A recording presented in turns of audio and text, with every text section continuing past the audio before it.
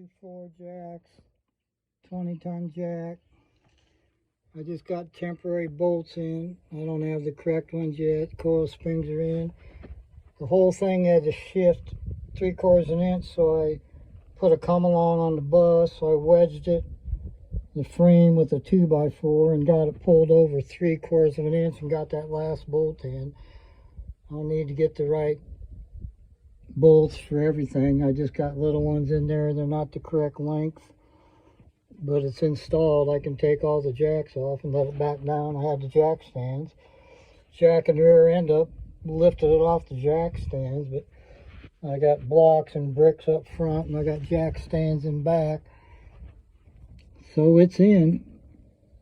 Still have to do brake jobs, wheel cylinder, all that.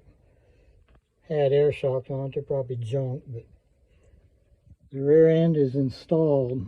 I can let it down on the jack stands. That's what it took. It took me several hours by myself.